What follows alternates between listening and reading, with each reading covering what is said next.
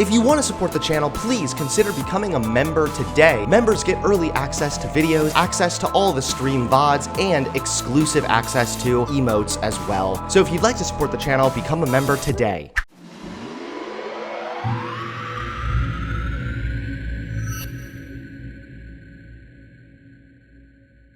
Recently, it has come to my attention that the one and only Pixie was on Fresh&Fit again.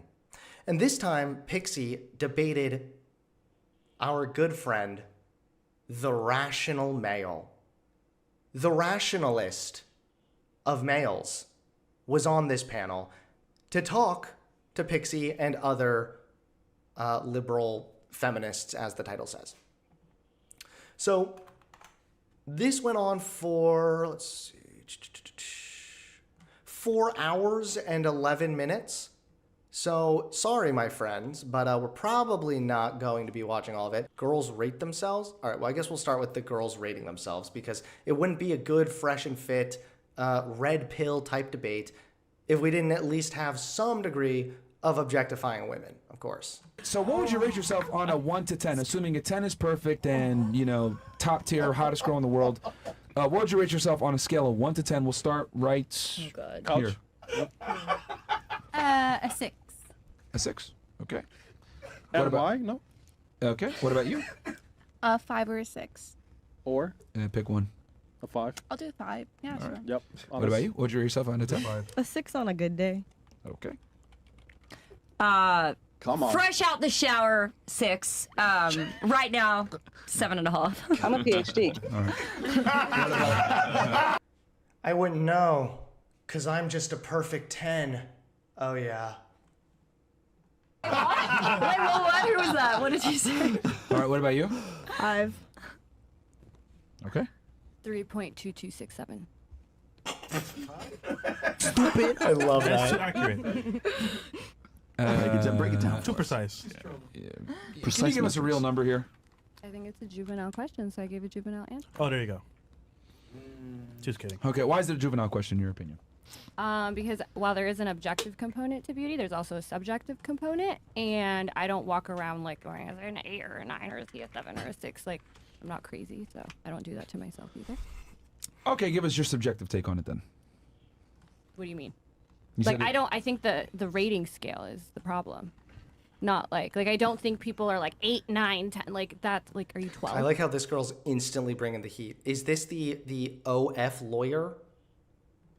Yeah, but other people think other people are 8, 9, 10. Not the people I know. Like, the people I know don't walk around and I'm not like, oh, well, he's a 7, but he has this trait. Right, so but they he's a do 9. have subjective ratings for humans. Just like, again, you would have subjective ratings for like different houses you'd want to buy or a different so car. how I would do You it rate- is like attractive, unattractive, super attractive. But you could super also unattractive. stratify those people as far as how attractive they are. I don't do that. You So- don't. But you could. But you could. Like, because otherwise you'd sleep I with would every guy you found never- attractive. No, because I would. Yeah, are they gonna have the men rate themselves? I wonder what this is. Rollo, by the way, the rational male. I wonder what he would rate himself. I would rate him a -10 on a good day. No, because I go, but I don't pick just based off physical attractiveness, A. And B, I don't go, oh, okay, he's 2 inches taller, so that's 0.274 more, and this is like, I think the scale No, is... correct. But the you would scale is- stratify them. The scale is whimsical and arbitrary to me. I think it's partially arbitrary. It's partially objective. It has to be. I think That scale of who is somebody's attractiveness on a scale of 1 to 10 is only subjective. I think there is a objective component to beauty, but there is a large subjective and cultural component as well. But you admitted that by saying I don't judge just based off that alone. So if you were to judge just based off that alone, which you can clearly do because you differentiated the two, correct? So if you were to judge just based See, like, on if I purely look at aesthetics, them, I don't go 7, 6, 5. yeah, but like, if you I'm had not to, you psycho. could. Are you like incapable? Yeah, I would never waste my brain energy on that in my entire life. Maybe it's not about After I was like 10. Maybe it's not about wasting your brain energy, but right, you have ancestors, and those ancestors had to judge men on their physical appearance at some point, Yeah. or else they wouldn't be able to. Like, My point isn't that I have an issue with judging men. My point is doing it on a 1 to 10 scale because I just don't do that. how about a 1 to 100? I was going to say, what scale are you on? That's even crazier. 1 to a 76 scale. Can you, You guys get there? didn't like my fractions. So. These guys are so bad faith. What about a scale of 1 to 100? You know what she means. She doesn't want to rate people's attractiveness and give it just a number. All right. Stupid. All right. Now you see- now I start see why thinking- they're off. Yeah. Like just being difficult for no reason. Yeah, for no reason, man. You know what I'm saying? That's I'm why. just giving you my honest opinion. No, you kicked me off last time for the stats. Look, I didn't. Let me make this extremely clear. I didn't kick you off because of your opinions. I kicked you off because you were hurting the quality of the show and you were annoying. What is hurting the guest. quality? Well, yeah, I'm gonna annoy the chat when I disagree with you guys. Yeah, you but- guys, your chat, a lot of them, you have like an audience capture, it's an echo chamber. There are people in your chat who even were like, she's right on the stats. I don't know why you guys kicked her Yeah, off. You know? Sims. No, it's not about this. I really like this person on here. Damn. Finally, somebody that's actually like arguing and giving something, like giving some adequate pushback here. Hell yeah. It's that you argue in bad faith about certain things. So, for example, right, that discussion in particular was, Projection, by the way, when they're the ones arguing bad faith. hey, marriage really isn't in your best interest as a man, period. And then you went ahead and pulled out this straw man of like, oh, well, it's because actually you do realize that like you don't want the age gap to be too much, and then educated women with a bachelor's degree actually have lower divorce rates. No, that it doesn't was- take away from the point that marriage is not a good proposition for men in general. Actually, how it happened was you were saying that a younger girl is more moldable and it's more successful to be in a relationship with a younger girl. And I was saying that if you have a 10-year age gap, your likelihood of divorce goes up by 40%. And that is just the stats. That was how that happened. And That's solid. I didn't even know that. That's a good point. then we got into selection bias because I've tried to explain to you multiple times that if you're just looking at the women that are getting divorced and you're like 70% of women initiate divorces and it goes up for college educated women. But in general, college educated women are less likely to be in that group getting divorced in the first place. You didn't like that. No, it's that. See how I said something that's objectively true, and then you went ahead and you framed it in a way to make an argument for a stance that you have. I'm just saying younger women in general tend to be more. He's like, do you see what you just did there? You just did a rhetorically sound form of argumentation. Do you see what you're doing right now? You are soundly arguing using a proper rhetorical structure. Okay, we can't have that on the show. We need drunk college chicks who thinks feminism means cut off every man's penis with a pair of scissors. Impressionable are going to follow your lead under better partners, and then you went ahead and took from that. Oh well, you know what? Actually, age gap. If once you pass a certain amount, the divorce rates actually go up. Well, wouldn't that And be it's a like, good that doesn't like no because see, that's what you do. If your argument is that younger girls are better to get in a relationship with or get married to or whatever, and she responds with, the stats show that when you have a 10-year age gap or more, that increases the likelihood of divorce by 40%, that is a solid refutation of your claim that it's a good idea for men to marry younger girls. And who cares about the age gap? I didn't hear the first debate, so in fairness, I'm not entirely sure the full context of this, but he's literally getting mad at her for making a good argument. It's hilarious. I'm saying something, and then you go ahead. You find something very tightly aligned, and you'll be like, "Oh, well, actually," and then you make a completely No, different it's argument. not though, because and if then you're you base saying, off of a well, study. I assume that you're saying those younger women are more moldable, therefore your relationship would be more successful. A good comeback to that is that the statistics show your relationship is less likely to be successful with a younger woman. That's why I brought it up. I think it's very relevant. Well, she could be younger than you and still be within that age range that we're talking about that is below it. So she could still be younger than you. Well, and still. age, even a Both things 5-year. can be true, but that's what I'm trying to say is that you argue in bad faith. Like, How I is that just, arguing in bad faith? That's 100% arguing in bad faith because that doesn't actually challenge what I said. You're just countering it with something that doesn't really align Okay, with well, what we I'm can saying. leave it up to the How audience. does that not This is what would happen, by the way, if I went on this show. They would start saying I'm being bad faith because I would be refuting everything they say soundly. And because he can't actually push back, he's accusing her of being bad faith. Think about it. What argument did he actually just make? Nothing. He's like on the back foot here, like scurrying all over the place. He has no clue what he's talking about. And so he's just calling her bad faith. He has no more arguments. He's going in nearly an ad hom direction.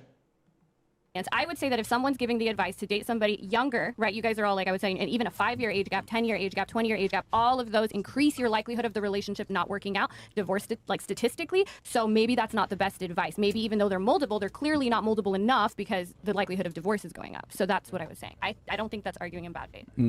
It is because I'm just saying because you brought it to a completely different topic. I don't think that's a different topic, but okay. It's It's not a different topic. When you're saying these younger women are more moldable and they're better, I'm saying then how come? It's like the same kind of arguments you make. Then how come you're more likely to get divorced with those women? That's my question. Well, And how is that not relevant? It's on the age gap though. There's also a demographic shift in that too. So if you're talking about a guy who's 50 and a woman who's 35, that's a whole lot different than if you're talking about a guy who's 40 and a woman who's like 25. Well, in general, because if he's going to say that women are more moldable as like they get as they age, a woman who's 25 years old is going to be probably a little bit more like, let's say, fresh and naive, I guess, well, a little less experienced, to put it nicely. They always do this. This is Rational Male, by the way, talking about a girl being fresh and naive. To talk about other people that way, and then to see them being naive as like a good thing, it just makes me wonder what your intentions are. It makes me think, why does it matter to you that this person is so naive? What do you have to gain from this person lacking context? Because I don't know what the motivation could be other than something that is involving manipulation. It's easier to manipulate people when they lack context. It's weird to me. I think they would probably say, well, naive, that means they have less baggage. But that's not true either. Because you can be naive. Why are they so naive at 25? Were they hyper-sheltered? Because that can cause baggage, you know? Than a woman who's 35 who's already got another 10 years on the woman who's 25.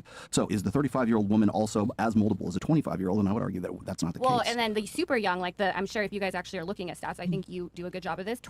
A woman younger than 25 is more likely to get divorces too. The good ages are 25 to 32 are the best ages to get married statistically for the least likelihood of divorce. Yeah, well, unfortunately, that's not how it works right now. It's what is the average age of first marriage is 30 for women and 32 for men right now. I get that, but a lot of this show is saying, oh, these younger women are better and they're moldable and blah, blah, blah. And I'm saying those younger women are actually, by following the advice of this show, you are putting yourself at a greater statistical likelihood of divorce. That was my argument. Well, you're also, here's the thing, you're not taking everything into account. We also teach guys you need to be financially, aware. You need to be in shape. You need to have frame. You need to be a leader. You need to be dominant, etc. All these other things come into play, and then you go ahead and get the younger woman. So you're missing out all the other stuff that we're giving advice. So he is still pushing for like the younger woman. It just goes in one ear, out the other. That's bad faith, by the way. Actually, what I'd like to know is, so there's like a top 5 reasons for divorce, and the majority of the divorce is initiated by women. So my question is, where there's a larger age gap, what are those top 5 reasons? Are they the same top 5 reasons if you're talking about somebody who's 3 years apart? 3 years, I don't think there was any great statistical likelihood of your divorce going up for 3 years. But the 5, 10 years, I think it was. What I'm saying is like are the reasons the the same? reasons. Like for I instance, didn't I think dive domestic abuse is into like that. third. Yeah, I know in general, like infidelity, lack of commitment, those are. But I don't know if I've seen any data specifically singling out the couples with the biggest age gap and why those couples specifically got divorced. Yeah, so like I said, because you're saying, because you're only taking one piece of information and saying, well, statistically speaking, the rates of divorce are, going to go up. Which that might be true, but if you follow the other things we teach, getting your money on point, getting in shape, having frame, not being a loser, not letting women lead, you know what I mean? Like being dominant and assertive, that's going to make you way more attractive. I mean, maybe, but I haven't seen any. Never let the woman lead. Ever. Hey, babe, where do you want to go for dinner tonight? Chipotle sound. No. Take your leash off of me. Data on that either, that if you're this and you're that and you're richer, then the woman that's 10 years likely is less likely, 10 years younger than you is less likely to divorce you. I think the money, because there is a lot of evidence that the more money you make up to a certain point, 300K. yeah, and then it goes to like 600 and then it goes up and it's like a whole thing. But other than that, I haven't seen that fit men are less likely to get divorced or any of those other things you're saying. The money one is the only one that has statistical I'm significance. curious how you measure fit men getting divorced. I don't know. That's why I'm asking. No, you never would. But and there's probably never going to be a way to measure that. But what I am saying is that when you look at guys that get divorced or whatever, what happens? They don't see it coming. Why don't they see it coming? Because they don't understand female nature. They don't understand frame. They don't understand being attractive. Saying, yeah. So that's what I would use to measure it. I think this isn't true, by the way. If you look at one of the big reasons why divorce happens, I bring this up all the time. Why do women initiate more divorces? Sometimes it's literally because the men are not good at fulfilling their emotional needs. And this is because men don't have very good understanding of their own emotions a lot of the times. This is not a attack on men or me crapping on men, but it's rather just recognizing the sad reality that is men are socialized in a way that it is very much an encouragement against showing emotion. Men are very early on, or boys early on, are usually socialized pretty quickly into be a big boy, big boys don't cry, don't be a girl, this kind of stuff. It's very persistent, and it happens in more subtle ways as well. It's not always like in your face. But because of this, that means men, when they grow up, being told that they need to just ignore their emotions and their job is to be the provider and work hard and provide for other people, and if they so much as have anything wrong, that's weakness. This kind of shit leads to them being emotionally immature. And when you're emotionally immature, if you can't even fulfill your own emotional needs, you are never going to be able to fulfill the emotional needs of another person. This oftentimes contributes to divorce as well. And yet, what do these red pillars advocate for? They advocate all the time against men crying, men showing emotion. Anything like this is seen as weakness. It's bad. They shit on it. It's not manly. The girl's not going to think you're attractive. She's just going to leave you the minute you start crying. This is what they say all the time. And so similarly to what the lawyer's talking about, this is yet another way that these red pill betas contribute to the problem. And then what they do is these guys get divorced, right? And then what do? Well, they're mad about this, so they come back to these guys to hear more advice, to hear more about why women are the problem. They contribute to the problem, they complain about the problem, they profit from the problem. This is what they do every time. Whether they're doing it intentionally or not is aside the point. What he's saying is, what you're saying is relevant, but the thing is, these are men who are just dating women because they're younger and they're still not prepared to date women at all, and so the difference in age gap is a problem. But you're saying if you're financially successful and you're able to lead, that this would not be an issue. Yeah, because the thing is, when most guys get divorced, they don't see it coming a lot of the times. So when they don't see it, making stuff up now. She gave a good statistic that was a good refutation to their dumb claim. And now they're just going with, well, if you were like rich and muscly, bruh, then the divorce thing would never happen. Like they're making it up now. They're coping. It's in cope mode. it coming, well, that tells me you don't know what the is going on. You're unaware. You or don't realize that you already lost a relationship years ago, months ago, whatever, and it's because you don't have frame. I'd be curious as to, I think one of the main reasons why a woman who's like 15, 10, even 20 years younger than someone is marrying them, I think they would be financially stable, but maybe they're not. Well, yeah, that's of course that's a component, but that's the problem because he relies on that too much. With all due respect, speculation. wait, I want to say something quickly. I think with all due respect, even if you have all those great things going for you, when it comes to people getting young and people getting married young in general, they're much more likely to divorce. And I think a big part of that is that your brain is fully not developed. You're still not, your long-term decision-making skills are not fully developed. So I think like even if you're like this amazing guy, if you're getting married with a woman who's like too young, as she like matures and grows older and that part of her brain changes, she might start making different decisions. So I think that's another reason to keep in mind that like, hey, maybe waiting like a little bit later is a better choice because she's more emotionally and mentally mature and can make stable decisions. Yeah, and 25, I think that's literally 25, 26 is when the prefrontal cortex fully develops. Right. So That's funny you should say that. Couples who But I don't know how much I agree with that. I would want to look into this because we let people make adult decisions before the age of 25. The way that I usually describe it is that roughly like 18 kind of range. I know it's still pretty arbitrary, but it's around that time that the prefrontal cortex develops enough so to start weighing rational decisions. Enough so. Just if it's not developed all the way doesn't mean that it's not developed enough so. So I would want to look into that a little more because maybe I'm just wrong.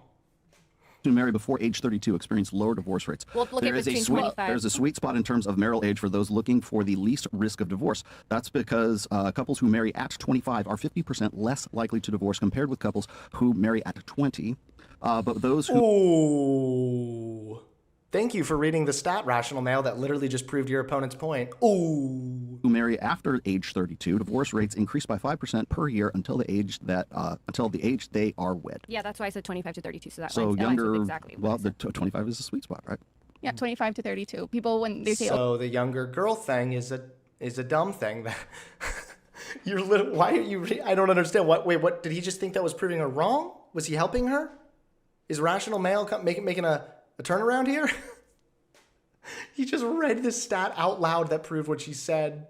yeah, 25 to 32. People, when they say, oh no, get a woman as like young as possible, 18, that's when you start running into the fact that her brain's not fully developed. So you can be this amazing person, she's still not fully emotionally, mentally mature. Between 18 and 28 is when women are in their party or their whole phase, as it is anyways. That's when they're at Well, their here's the peak thing. agency. What's better for her to be molded by society or be molded by you? Yeah, she's impressionable at that point, and she isn't like. This is what I mean.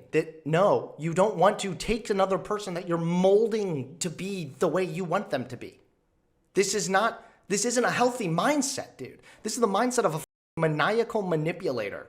And it's like they don't even realize, they don't even make the connection. Like, maybe this is the wrong mindset. Maybe if you were actually a secure person with a real backbone, then you would know that, hey, if there's a girl who has some experience and is an adult now and has been shaped by her own experiences and society and her own dreams and goals, that if you yourself are good enough, what's stopping you from still being attractive to that or attractive to her? It's so creepy. Secure people with backbones do not think this way. Fully developed, as you guys would say, but why not develop her under your frame where she understands through your lens how to operate, how to move, how to behave, etc. I think it's better for me to take her when she's still impressionable and mold her into the woman that I want versus society doing it for me. Let's be honest, society's going to turn her into a promiscuous whore that thinks that it's okay. This is such bullshit. What? First of all, that's not true. You're literally just presenting a false dichotomy right now where it's either you get in there and mold her to be your perfect little girlfriend minion, or she goes off in society and becomes the biggest prostitute of the decade. Like, you're setting up a delusional dichotomy. Okay? There are plenty of people that still do not agree with promiscuous behavior. There are a lot of people that don't participate in that kind of behavior. There are a lot of women that don't participate in that behavior. He's making a fake argument. And for him to argue earlier that someone was being bad faith, and then for him to set up this dumb, retarded dichotomy tells me that this guy doesn't know what he's talking about. Well, I think the point is that even if you try to mold her, just because like mentally she's not fully developed, she might be making these choices with you that once her prefrontal cortex is fully developed, she'd be making different choices. So it's like, okay, like you can still find a partner that has your same values aligned, that you don't risk the whole idea of like, oh no, now you have the mental maturity, things have changed, the brain chemistry has changed, and now you have that risk. So I think it's a little bit less riskier to find. Could the risk be because, you know, men find her the most attractive in that time period between, let's just say, 18 and 23, that also her relative attractiveness, she's aware of it because of, let me say, social media, that makes it more likely for her to want to divorce? You saying that? Huh? Didn't the stats just show the opposite? That after 25, your likelihood of having a successful marriage is much better? No, I think the risk is literally just the fact that since the prefrontal cortex isn't like fully developed and hasn't slowed down yet, like if people find her attractive, don't find her attractive, it's just not the same level of decision making, a 23-year-old making a decision as like a 25-year-old. Right, but that's what I'm saying. Like, so for instance, her ability to determine this is wrong, I'm in a relationship and I shouldn't be doing this, is not fully formed before the age of 25. So even though she's more attractive to most men, her ability to stay in the relationship is going to be harder for her because she's under the age of 25. So do you think they're all divorcing under the age of 25 too? Because I think the average year, like amount of years people are married is like 7 years. So are you saying that 5 to 9, 7? Yeah. So are these people that are marrying at like 19, you're saying they're getting divorced? I don't know. That's what I'm asking. I'm saying the proposition of, is that one of the reasons why you think that the divorce rate would be higher with a greater difference in age? Why do you think? Is that why you think? I don't know. It could be. I mean, Okay. because right, like we want them more, but that means they have more options. So in that case, they would need to be divorcing while they're still in their peak ages. So that It could be. So I mean, so I'd if be 7 years, interested in seeing that. 18 to 25 is 7 years. Yeah, maybe, but I don't know. If And that's also keep in mind, women are fairly delusional as to like where their sexual market value peak actually is. Women tend to think it's 5 to 10 years actually what it really is. So then that would be going kind of against it. No, but you're saying they'll like you said women will divorce at like what 25 to 32? No, I said 25 to 32 is the best ages where they'll be least likely to divorce. Under 25 has a higher likelihood, and over 32 has a higher likelihood. Sorry, Hero. I'm not sure I understand the question they're asking right now. It seems like everybody's suddenly like really confused. Like, wait, what are you asking? Well, the other thing too is that I would say the internet, right? The grass is Well, that's the whole. When I'm looking at the study Sorry, right there, go it's comparative to where we were like in the 20th century versus the 21st century. So if you look at divorce rates, they tend to be going down because fewer and fewer people are actually getting married in the first place. So we're at the lowest rate of marriage in like recorded history, like 5.1 per 1,000 or 6. I think we might have come up to 6 recently, but it was at 5.1 and has gone steadily down since 1965 when hormonal birth control was introduced. Do you know the one group of women where it's Every time they say this, it's such a mask off moment, dude. The divorce rate went up after birth control happened. Wow, you mean to tell me that women no longer felt like they were forced to marry the guy that got them pregnant anymore? Great. Yeah, I don't give a shit if people are getting married or not. Not at all. All that tells me is that once birth control was introduced, people no longer had to get married. And I've said this before, I'll say it again. I personally, if I'm ever dating somebody or marrying somebody or whatever, I want them to be with me because they want to be with me. Not because, oopsie, I got you pregnant and now you're stuck with me. LOL, you can't even leave. Haha, better luck next time. No, I don't even want that. Again, this indicates insecurity. All of this boils down to insecurity.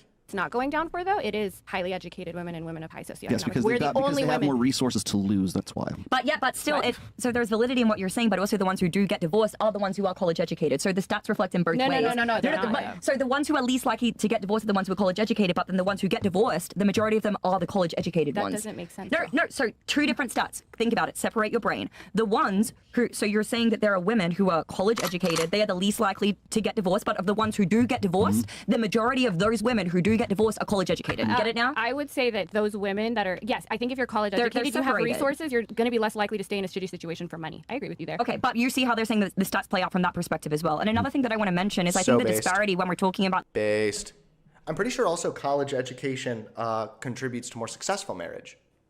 I could be wrong there, but I'm pretty sure about that. These stats is like when you're talking about people breaking up at these ages, most of them aren't being taught this information about how to be a high value man, how to exemplify these various different characteristics. So what they're talking about comes from a totally different frame versus the statistics that we're looking at for most divorces or separations or whatever it may be. I'm just saying, like, if you want to lower your likelihood of divorce, the 3 things you should be doing is a woman who's between 25 and 32. It's her first marriage and she's college educated. If you can get someone with my level of education, the divorce rate cuts in half. Highly educated people, one, we're getting married more than everyone else is going down, we're going up. This is the best thing you can do. If you want to have a long marriage, go get college educated, marry between 25 and 32. What about a woman's previous sexual partners before she's married? So there's that. Are you talking about the Institute of Family Studies? So I guess in that case, yeah, after 9 or 10, it goes up, but 2 is apparently the worst. If you have 2 partners, you should have sex with a few more, and then you'll be in the sweet spot, I guess. What I meant before was the concept of, I don't know if you can pull up that study, but the new one, right? Yeah. So when they surveyed women, they surveyed 7,000 women, and they asked them, the ones who said that they cheated and the ones who said they didn't cheat.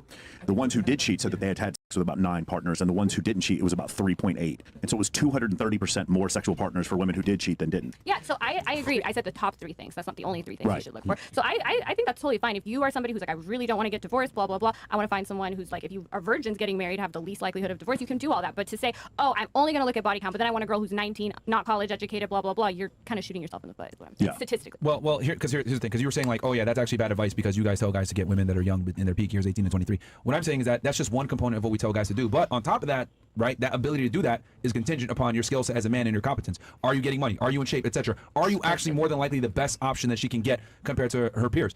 If the answer is yes, then you're going to be fine. Like, I get what you're saying. Well, actually, how do you know they're going to be fine? Do you just feel it? Where are you getting that if you have your money right, etc.? Because I assume that if you're a 20-year-old and you're marrying a 35-year-old, you're not going to marry, and you're attractive, you're not marrying a broke 35-year-old, but you're still going to be likely to divorce him. So I'm curious as to why you think that. Because what you're saying here. See, she's really challenging him in a really good way here. She's doing a really good job, this person. Wow.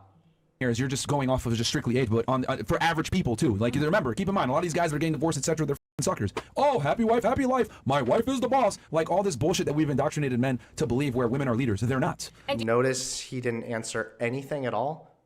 Notice how earlier he was accusing her of being bad faith because she said something irrelevant to the question. What he just said had literally nothing to do with anything. This is overrepresented in the group that's marrying younger women than the norm. 100%, because most men are simps, and most men don't understand what it takes to be attractive to women because the things that make a man attractive are not politically correct. So it's not often taught. If you do teach guys these things, what happens? You get canceled. You get called misogynist. You get labeled like we are, where we're assholes. But we tell guys what it takes to really be attractive to women. And unfortunately, when you display these things, it's unfavorable to women because you start to reveal the unflattering realities about female nature. Women want the best guy. Women want a guy that's better than them in every single regard. Women are very surface level when you actually look at what they're attracted to. Women, what they're attracted to is actually way more linear than guys think from a physicality. People are always just like calling us an asshole or whatever. We're just talking about how the female nature is one of shallow, being pathetic, uneducated. It's like, dude, that's not what it takes to be attractive to anybody, okay? I hate to break it to you, pal. So when you start to say these things, you get labeled a misogynist and they censor you. So most men have not had this information for decades. So, but are simps more likely to marry women 10 years younger than them? That's my question. Like, if the divorce rate is higher for people that are marrying women 10, 15, 20 years younger than them, are those men more likely to be simps because they're more likely to get divorced? What I'm saying is that the knowledge that we provide, because you're just looking at it from an age perspective. What I'm saying is that you can't just go ahead and say, I'm going to get a bad bitch that's 21 and not take in all the other stuff that we're giving, because yes, you will get divorced. What I'm saying is that the guys that you're talking about that are getting divorced off of this age gap, etc., they're not applying all the other things that we teach men. Mm-hmm. How do you know that, though? How do you know they're less likely to apply it than this is such a good question. How do you know that? He's literally just going off his feelings. And she's getting right through that. Most men and women are average. Here's one piece of data. So Dr. Buss talks about this in The Evolution of Desire, about the May-December wedding. Yeah. And this has to do with the amount of mate guarding men do when the wife is significantly younger than them. And so what he's saying is, like, these are behaviors that generally we would consider, like, can we say simply behaviors? It's just like being like overly reactive in the situation and not having boundaries to the point where they get like digging through their phone. If I had to dig through my girl's phone, I would just break up with her. You understand? And so the point is, this is essentially what Dr. Buss talks about. In these relationships, there's exceptional mate guarding, which comes off as like, kind of beta behavior. And so I think that kind of leads to what he's saying. So then you would say that you are more likely to exhibit that beta behavior if you're marrying a woman that's way younger than you? The reason why is... So is this guy not of the opinion then that you should be marrying or going after younger women? Because I thought that was like the fresh and fit standard. Like Myron just said that not too long ago. Because she is so much... I just want to know... So the point I'm trying to make is because she is more attractive to more men, like the point at which you get more right swipes. This is just one data point. That's the reason why he would be more covetous of her. Does that make sense? Yeah. Okay, now if he had boundaries and had a fundamental understanding of his value and had the ability to understand, hey, I can move on. This won't, enforce those boundaries. Exactly. He had the ability to enforce those boundaries. He would be less likely to get divorced. So, I mean, sure, that's speculative, but so you are saying then that, yeah, those men that are marrying women younger than them, you're speculating that maybe a reason for that could be what you're saying. Well, that they act more simply. I mean, that's what Dr. Buss would say. Yeah. Okay. I mean, a majority of men are pussies. I mean, let's So then why are you still encouraging them to marry? They're like acknowledging all the points, acknowledging that it doesn't seem like a very good idea to marry a super young girl, and then they keep on going back to like, so here's why you should marry a really young girl, you know? My question is, I want to isolate the variable of age and then ask you guys why you think. So he gave one reason, maybe it's because of whatever you Mate said. guarding. Yeah, mate guarding. But and we don't have any actual data, as far as I know, actually linking those two things. Not but- likely to get it in this current environment. So that's one reason. So I would just Oh yes, the very classic cop-out of, I don't have any data, and the reason for this is because of a gigantic evil liberal agenda conspiracy that means that this research will never be done. You know what? There's also such a thing as unicorns, but Big Pharma doesn't want you to know that unicorns exist because then they would use their healing magic to cure everybody, and Big Pharma wouldn't make any money, okay? Don't ask me for any proof because sadly, Big Pharma will never let us have proof. just asking what your opinion was as to why, and maybe you have a similar opinion. Yeah, You think that the men- hold on. This is all a big umbrella. You understand that mate guarding is a symptom of not understanding female nature appropriately. It's all the problem is not so okay. He gets money, marries a younger girl. Look at Al Pacino right now, right? Even though she's out of the range. I'm using it as an example, right? A woman that's significantly younger than him, getting divorced. So what happens a lot of times is guys don't understand their own value. They get with a girl, they pedestalize her. She thinks she's better than him, and then ends up leaving. I could do better. So that's what I mean. The And speculation. then she wears the pants in a relationship. A lot of marriages, you ask a guy, why do you think the whole phrase "happy wife, happy life" is a thing? Yeah, so I would say like that's one reason you guys are putting forward. That's one thing you're positing. I would agree with Pixie because we have a lot of other data that people don't make the best decisions and they change their mind when their prefrontal cortex isn't as developed. So I would say that's, if it was up to me, just because we know that affects their decision making and that they're more likely to regret things they do under 25, that would probably be a good reason for why they probably are getting divorced. But what if that makes sense to what Myron's saying? Because if you're saying that women are more likely to get divorced because their prefrontal cortex is not developed, they're not able to make rational decisions, aren't they more likely to f that up by being led by outsider influences such as their young girlfriends, Instagram, these various things? So you should instead let yourself be influenced by the guy who's also getting sexual gratification from you? Yeah. It's not just on the basis of the stats that are out there. If you have a man who's actually going to lead you and guide you in the right direction, that's very, very different than the average age gap or disparity that we're seeing. So you're putting a lot of trust in this guy. People are going to be influenced by their outside environment. People are going to be influenced by their friends, by people they talk to, by their parents, by their upbringing. Everything is going to play a role in influencing someone. So the notion that it's either all of her dumb little friends or this great guy who's just listen, he's so good, so handsome that you'll just want him to groom you, ladies. Like, it's not either or. You should, if you are a secure person who's not a creep, then you should be ready and willing to date a girl who is actually a mature adult who has her own experiences, and you don't feel like you need to get in there and brainwash her, or else then she'll never see you as good enough. Especially a man with means and is older and is better judge of character. But also cares about you and cares about your personal development as well. A woman at 25 who's been socialized by society is less likely to get divorced. Though, so I don't understand. Yeah, but let's there's one other thing, because there's a Washington Post article that talks about May-December weddings and the difficulties of it, and that is the concept of, like, if say she's 25 and I'm 50, that's a 25-year difference. When the kids are in college, I'm going to be 68 years old and she's however old she is, and there's a difference. And one thing that I think makes a difference is that 46 and being in shape is very different than the average 46-year-old man who's got like a BMI of 50, whatever. So I think that's another issue in this case. And so that's the issue. Like, what I'm saying is, you get to a point where I can't play football with my son because I'm too old, but if you keep yourself in shape, then I don't think that would be as much of an issue. Yeah, I'm sure if you keep yourself in shape. This is just assuming that the reason, again, for getting a divorce is that, like, you're looking old or you're not fit anymore or something. You're just making up the reason.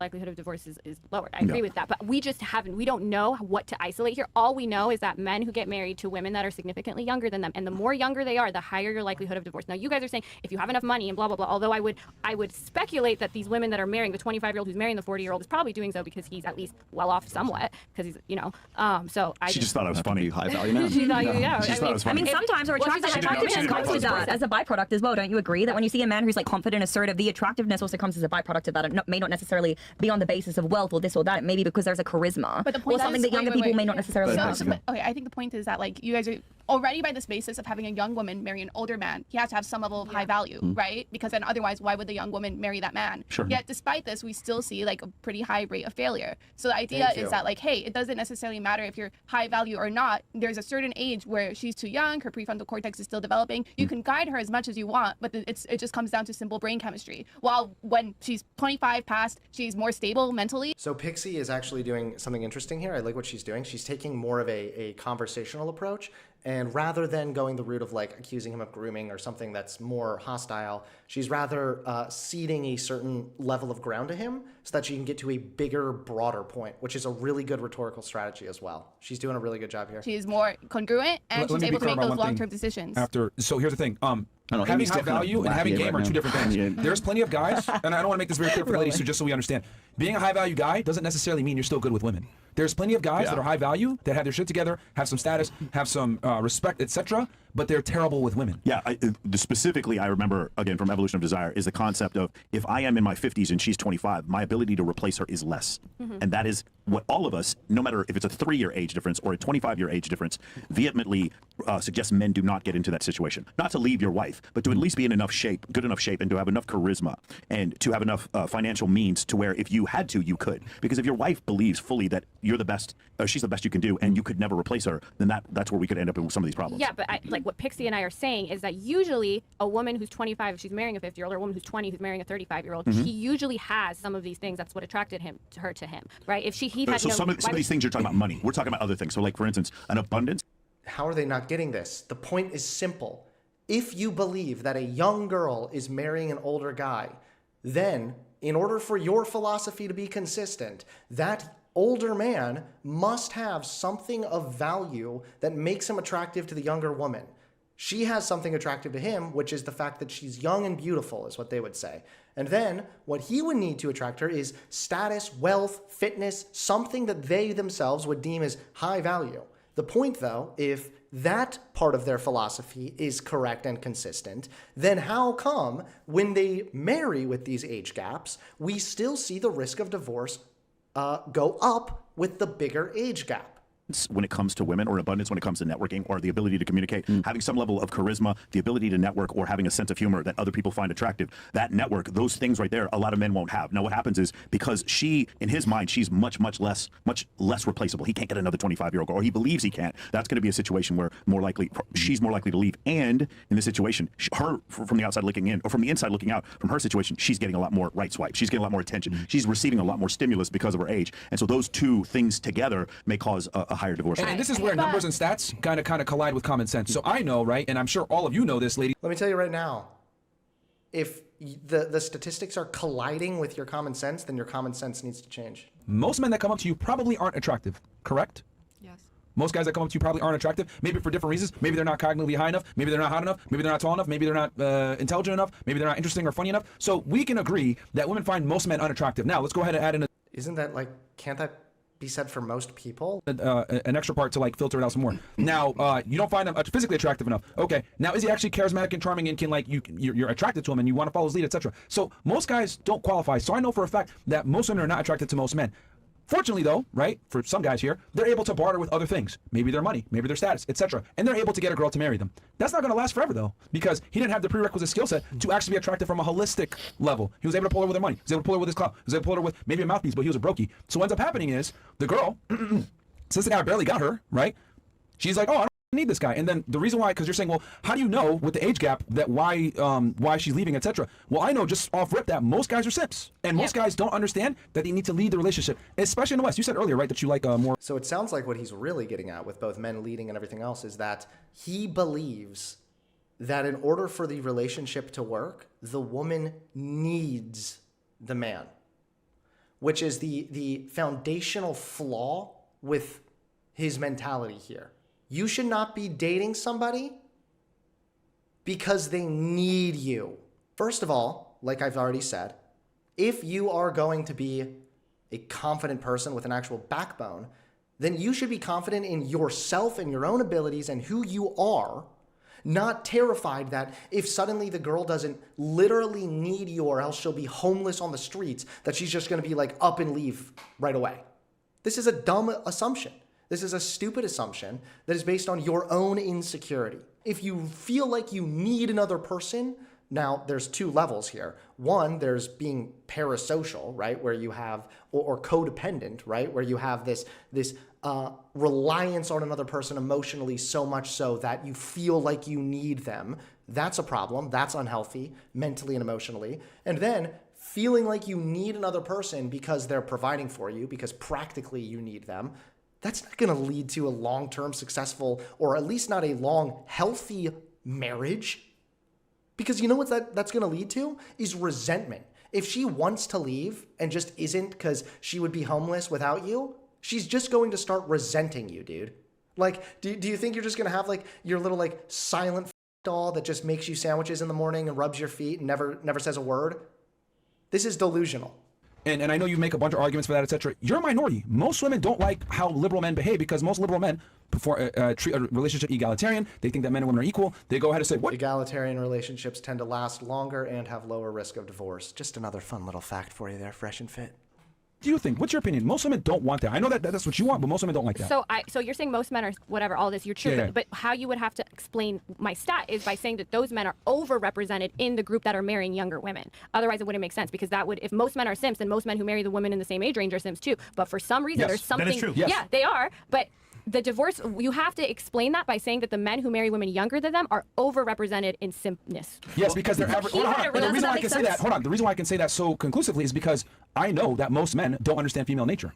So the men that are polled, that are getting married to these younger women that are getting divorced, right? But that with this age gap that you're describing, what I'm saying is that they might have polled her with one skill set, maybe two skill sets. Maybe they had money, but they were charming, but they're ugly or whatever. Who knows? The point I'm trying to make is, is that this age gap doesn't account for their ability to be a leader and be attractive in other facets because women have a multivariate analysis of what they like. But what I'm saying is those men that are marrying women younger to them have to be less likely than people who are marrying people in the same age for it to make sense why they're getting divorced at higher rates. They're average guys.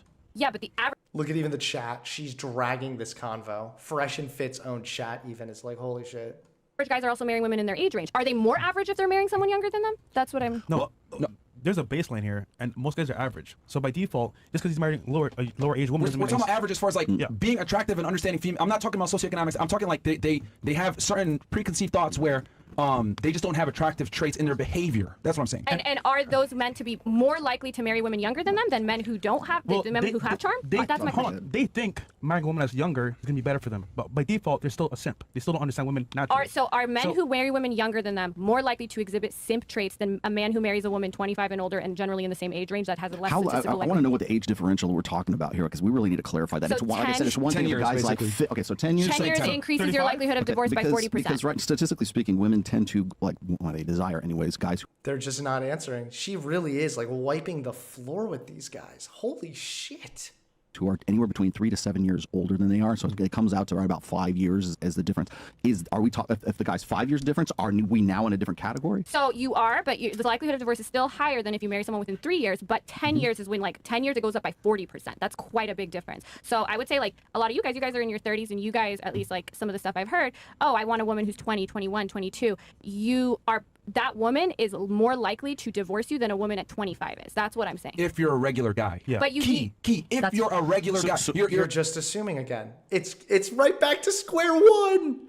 Not if you're just a regular guy, because in order for that marriage to take place with the age gap, they would first have to be a high value man, according to your logic. You're excluding all the other advice we give. Yeah. You're saying, okay, statistically speaking, if you're a regular guy and you get with a girl 10 years or above, you have a higher chance of getting divorced. Yeah. True. However, if you implement all the other things we teach on this podcast, with understanding frame, understanding what arouses women versus what attracts them, the difference between that, getting your money on point, getting in the gym, being attractive, understanding how tonality, how to speak to a woman properly, right? Speaking to her in a certain type of way versus speaking to a woman versus speaking to a man. If you understand all these things, that's going to significantly reduce. Wouldn't that reduce it for everybody? So my question is, No. you get what I'm saying. Here's the thing. The difference is I forget if it's called attractiveness differential or attractiveness quotient or attractiveness quotient differential, something like that.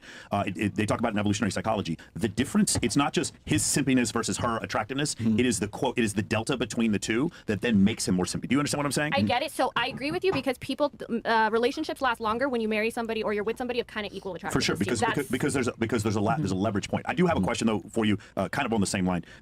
You would agree? I mean, obviously we're talking about here that women would just in general be able to get more attention from guys than the other way around, right? That's a leverage point in a relationship. Meaning, like if she wanted casual, she could get it faster than like a celebrity, right?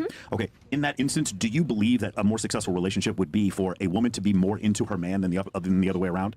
I would say that personally, I think it should be a partnership. But if it is a partnership and she has the leverage point of being able to get so much more attention, like we talked about in this May-December wedding, do you see how that's a problem? Like she has this leverage point. You just said that guys are simps. So by that logic, anytime you're in a relationship, the woman then is going to get more attention because you just said that most guys are simps. And more access, a lot more access versus the opposite. It depends on the person. Like they always, according to you, girls will always have more access because most men are simps. Also, why is this guy barefoot? I feel like I can literally smell his feet from here, and it's making me highly uncomfortable, okay? I don't think that just having leverage or access to other people means that now that needs to be leveled out by you liking this guy more than... Right, but he doesn't have this leverage point that she does have. Do you understand? Well, okay, I guess another question would be, do you think a successful relationship or a relationship would be more likely to be successful if a man leads in a relationship? I don't think so. You don't think a relationship would be more successful if a man leads? It's literally not based on what the statistical analysis suggests. No. There you go. I don't think there's any... It is impossible. So Wait, again, I don't understand. I don't necessarily think it's less successful. So a lot of times, like leading, I mean, I don't know what that really looks like or means, but like a lot of traditional conservatives, they do have marriages that last longer, but that has been attributed, at least from the research, to going to church. These kinds of things make you more likely. I haven't seen anything saying like... What's the bottom line of church and religion? In the church, that would be the thing. Oh no, they're not going to understand the community aspect and the way that you benefit from having a close-knit community of friends and has nothing to do with religion. Oh no, they're going to be like, it's because God, right? Is that the man leads? Yeah. Three major religions on the planet. I would say that you also think you take marriage more seriously. You think it's a celestial bond from God. Sure. Like those things are going to make you take marriage. But let's not forget, Hindus have the lowest divorce rate. Well, they're arranged marriages. Shout out to our Hindu brothers. I mean, in the Middle East, I'm Middle Eastern. My parents are both immigrants from Iran. They just don't get it. Wait, so you don't believe that a man should lead in a relationship? I think it depends on the people.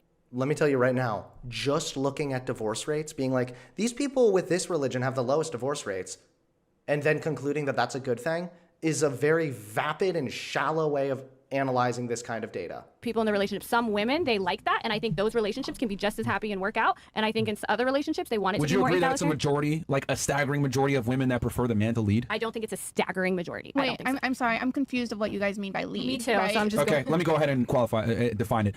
The man is the primary decision maker. He can go ahead and get his woman's opinion. However, any serious decision is made by the man, moving, anything like that. He is their predominant breadwinner. The woman works from an elective standpoint, and he's dominant and assertive and a bunch of other, masculine traits that we tend to know. So one of the reasons, and Rollo brings this up sometimes, is that one of the precipitators of divorce would be if she starts making more money than he does, right? So again, now False, by the way. That has been disproven. That actually existed prior. It was back in like the 70s, 80s, and 90s, a little bit more so, but that gap is actually largely closed now. So no, that's not actually true. If the man or if the woman makes more money, that does not actually contribute to divorce. Can you see, like on average, you think most women would want a man to lead? Would you at least say most? It depends what you mean by lead. Like when you say make all the decisions. Not make all decisions. We're still obviously The going to final consult. decision maker. That's what Myron just said, was make all the decisions. Yeah. Yeah, I don't he think can consult most- with his wife. The authority in the marriage. He can consult with her, okay? Get her opinion. He's like, hey, babe, what would you like to eat tonight? I'm really feeling like going to Applebee's. Oh, I kind of want, Taco Bell. Well, I hear your opinion, but as the man of the house, we're going to Applebee's. Let's go. I have not seen any data to back this up, and definitely anecdotally, which Not sponsored by Applebee's, by the way. is the only things I can go off. But I could be. But I haven't seen instances of when the man is more likely to do that. Now, I think where you can make a correlation is that traditional conservative people, they all also more likely to go, because we have that. We have that. Yeah. We know that people who go to church more, who are more religious, are more likely to stay married. Yeah. And those relationships may typically take on that traditional provider and homemaker role Sure. more. And I have no problem with those kind of relationships. I just don't like a one size fits all, because I don't think people. Can we do it? Of course, not one size fits all. So thank you. You agree one size fits all. I thought you think that like you just got done saying the majority of people want this, I thought. But there's definitely a one size fits most. Marius. So where are And you in this getting case- most? Like what? Okay, look. The thing is that if you look at what women are attracted to, right? The things that women are attracted to all symbolize superiority. So if the guy is going to be superior in every way, from a physicality standpoint, a competence standpoint, etc., it would make sense that he leads. Women find it I mean, even All right, well, fuck it. I'm going to become a white supremacist then to attract more women. Let's go, boys.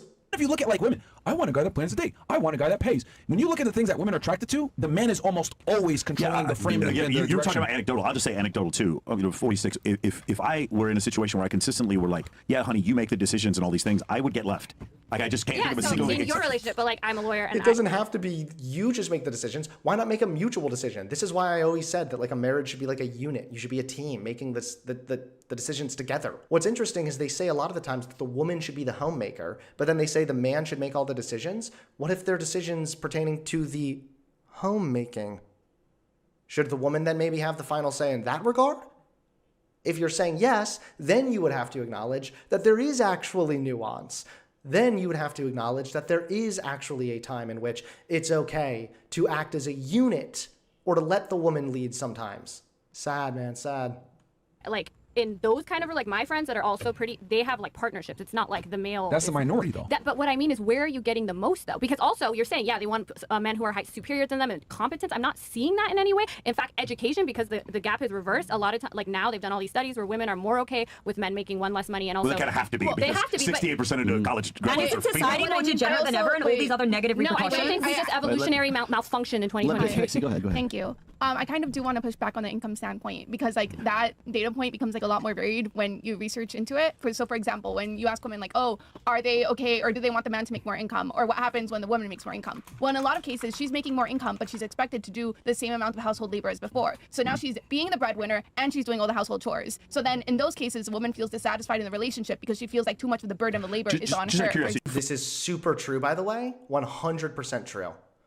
This happens way too frequently. They've even done more recent studies that have found that even when the woman makes just as much as the guy, she still does, I think it's like 40 to 50% more of the daily household chores as well. Do you feel like say from an evolutionary standpoint, women just have a proclivity to feel more dissatisfied in a relationship than a man? I'm not sure. So the reason why is because there's actual studies on where you can control for men and women, which would be comparing the divorce rate for lesbian couples than you would for homosexual couples. And in those relationships, lesbians get divorced at 200% the rate that homosexual men do. And they're way more violent as well. They like beat each other. Okay, wait, that's also... Have we gone on to chapter 2? Lesbian bashing begins? What? A really weird stat, because it could also be that like lesbian couples are more likely to, like, let's say, report on domestic violence, while men are I agree with you with the domestic violence. That's true. Men don't report on it nearly as much. That's a good point, Pixie. Damn, Pixie's doing good here. I personally think they're not strong enough to knock each other out. That's why they keep fighting each other. But my point is, even when they don't have men to blame, they leave marriages more than men do. Do you see what I'm saying? Yeah. Because it's not always to just blame the men. I'm just not sure if that's like, I think it's kind of weird when we take it into like different sexual orientation, because I don't know if like necessarily like, the dynamics of interest changes there. Like lesbians are attracted to other women, so they're attracted to other feminine qualities. Like I'd rather focus on straight relationships, although I understand where you're coming lesbian from. relationships, there's typically a dominant. There's still a masculine and a feminine. There's still A lot of there's a stud. So like from a. It's still there. There's still a masculine and feminine. It's just that this everything so many studies show this. Women just tend to get bored in relationships faster than men, significantly faster.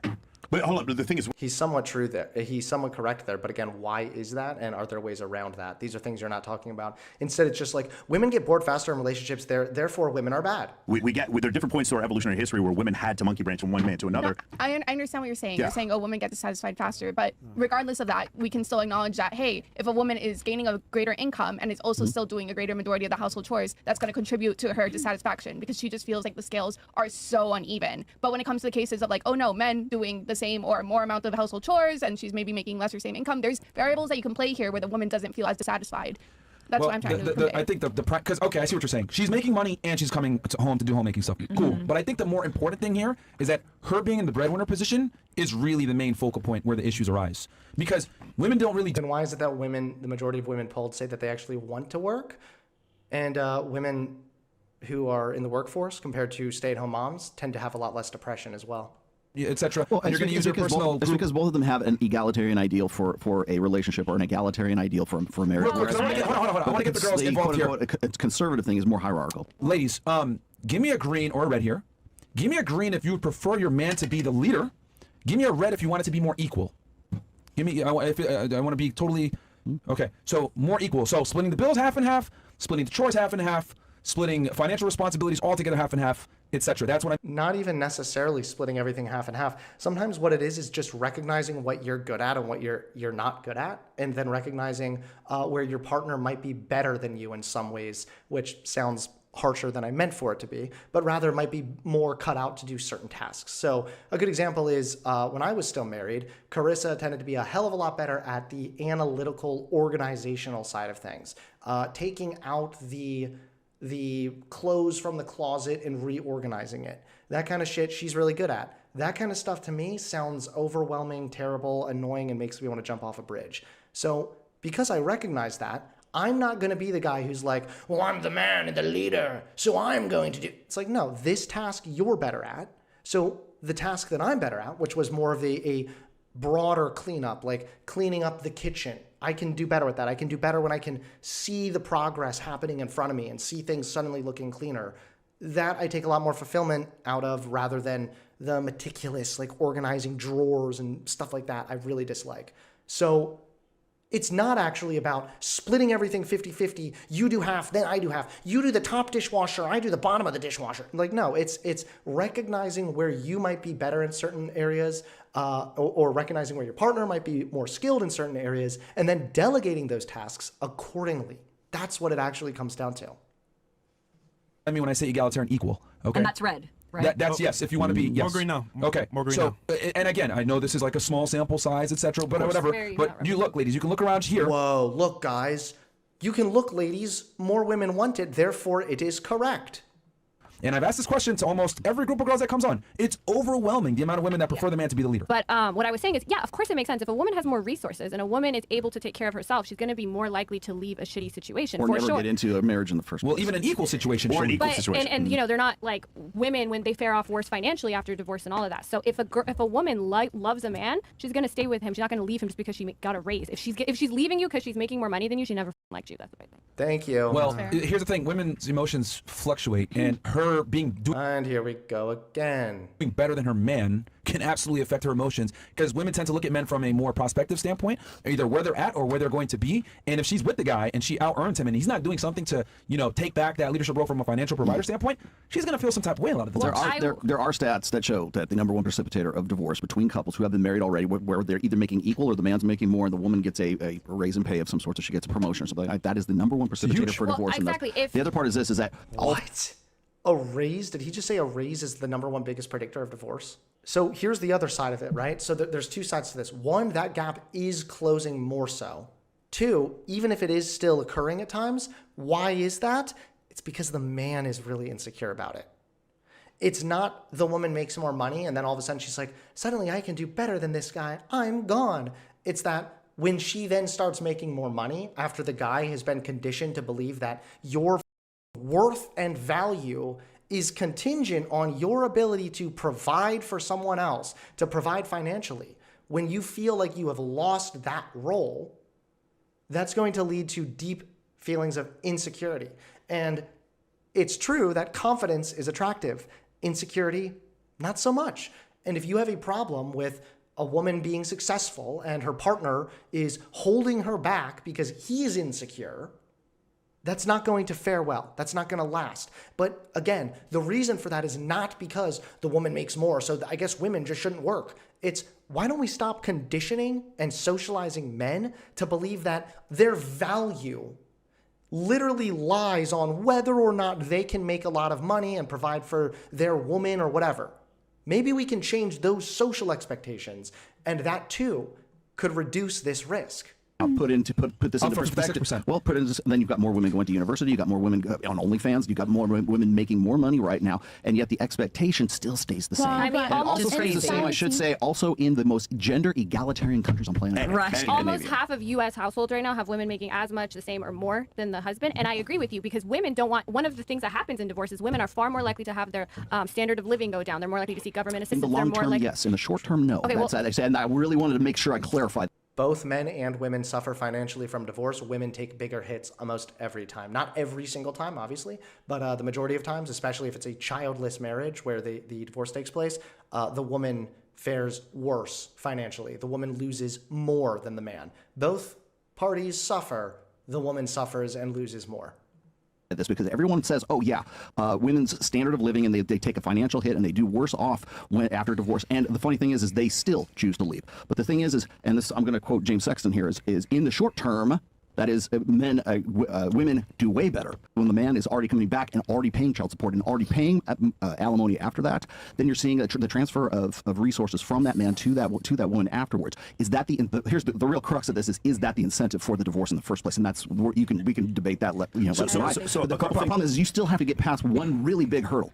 Men are 8 times more likely to kill themselves after a 100% agree. divorce. So I saw you guys. That's the ultimate, down. That's a big downside for divorce, right there. No, I completely agree with you guys. And actually, I saw. I love Richard Reeves. I think Richard It probably has something to do with men not knowing how to better handle and regulate their emotions too. Because a big reason why men disproportionately commit suicide is because men have higher rates of impulsivity. And do you know what contributes to impulsivity? Being emotionally immature. But I just feel like, yes, a woman who is resources, who's able to take care of herself, is going to not be as likely to stay in a shitty situation. I think that's really clear. But also that women want these men that are better than them in all these ways. This is changing as society is changing. And I would argue that it is not because the machine hasn't changed in 200,000 years. Yeah, I find it hard to believe that, you're talking about cultural changes, but our evolution isn't going to change. Like when women, when they're surveyed about when they make more money, they want men who make even more money than them. And this argument made about hypergamy going down. As the scale keeps going up, it's not like, well, I make $1 million a year, so I need a boyfriend. Well, it also depends. Why do they want the man to make more money? Are they maybe going the traditional route, which is what Fresh&Fit encourages? Are they maybe thinking, well, if I'm getting married, then I'm going to be at home with the kids. I'm going to be at home with the kids all the time. I'm giving up my job. I'm going to be doing a lot of household chores and work, being a stay-at-home wife. I hope the guy makes enough money to support, and not only support, but give me a bit of an upgrade in life, or at least the same quality of life that I had when I was single and independent.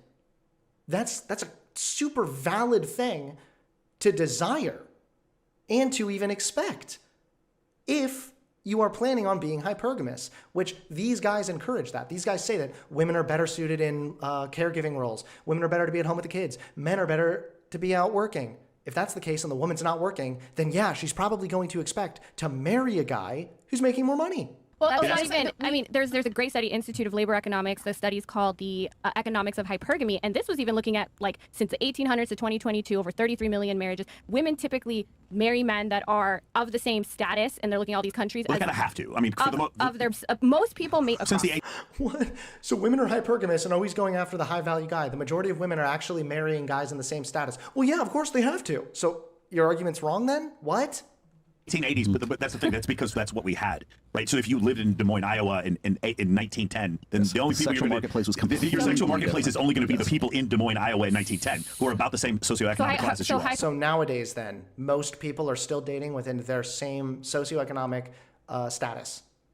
Hypergamy's only recent, but you're saying it's No. What I'm saying is hypergamy, your ability to get to Drake has only been since Instagram came around. So women in all these since the 1800s, they wanted those better men, but they just couldn't get them always. They didn't have access to them. But just like we didn't have access to pornography, they didn't have access to celebrities. Well, I think everyone wants, if they have access to something better than them, even men or women, they're going to want it. I don't think, but in general, people tend to mate across IQ, across socioeconomic status, and people tended to marry even across all these. The environment in which hypergamy was allowed to be expressed. So if you go and you look at things prior to the sexual revolution, we had the church, we had family stigmas. Again, I'll give you a quick for instance. Single mothers prior to the sexual revolution was a cultural social stigma. It was a shame. They had to put that woman away so she could have the baby and give it to the grandparents or whatever else. Today, that woman is treated as a superhero. Yeah. She can now do. That's the difference, by the way, in just the last 60 years, which is a blink of an eye in human evolution. Yep. The single mom is treated like a superhero. That's why single moms still disproportionately struggle in society a ton. Yup. Man, you get checks from the Avengers when you're a single mom. Thank you, Rational Male. So what I'm saying is that we used to have buffers and checks and balances against men's sexual nature, which is unlimited access to unlimited sexuality, and we also had buffers against the worst parts of hypergamy, okay? Meaning we had the church, we had social stigmas, we had family, we had mores that were buffers against those. Now those things are gone with the advent of hormonal birth control and the sexual revolution that was the result. So you're saying, real fast. It was always there, it just was the expression of it allowed to exist in the context has only been within the last 65 years. So you're saying that hypergamy was always just what they wanted, even though mating practices have not Yes, mirrored because this. we, And then because we even have one invention and then that even, allows us to see the But then real even truth. now- I think the confusion, because I've had this No, discussion I before. mean- I think the confusion may be hypergamy is just money. You want a man who's taller than you, and if you have to stratify amongst several men, the man who may be taller than the rest of them, you have to choose between several men who are 5'6" and one who's 6'3". You're more attracted to the guy who's 6'3". and men are more That's- attracted to the woman Correct. who's Then beautiful. that's It's not hypoandry. Then that's what that'd be called. That's not the issue. My point is the idea that hypergamy didn't exist before. It still existed before. Whenever I hear this argument, it's like, well, because people of the same socioeconomic group married each other, therefore no hypergamy. No, hypergamy is everything. Hypergamy is he is stronger than the other man. It's not the best man you can get. It's the best man you can't get. Yeah, but you guys. So what I'm saying is, you guys are saying this is what women want, but the practices that have actually been,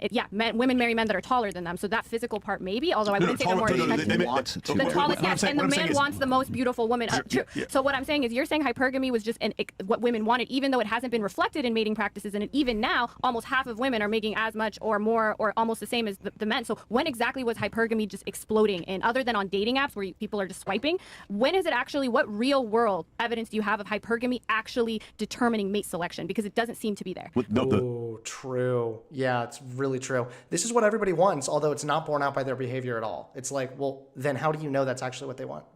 The Tinder, Bumble, and Hinge is part of But it. that's not reflected in the real world. Like, That's also not fair at all, because the one study they usually use is the one that showed that women were really stingy with giving men high ratings when it came to how attractive they looked physically. But yet what they always leave out is the fact that the women who didn't give generous ratings, the women who may have even rated some guys kind of like a 5 or a 4, those guys got messaged by those girls more often because women just don't care about looks as much. So no, this is just not true. that's How's that not reflected in the so real you're world? still okay. Maybe it's proving the point that this is what women want, but what people actually do in real life, Yes. what You work people on do. OnlyFans. It's right there. Wait, no, let's talk about average women. We have 20% of senseless men. What does OnlyFans have to do with this? Huh? They're just saying things. Women are whores in OnlyFans, though. I can't do for like 2 hours straight of just like the most retarded group of dude bros sitting around acting stupid, getting owned, not realizing they're getting owned, and then just going on to the next dumb thing. I can only tolerate so much, okay?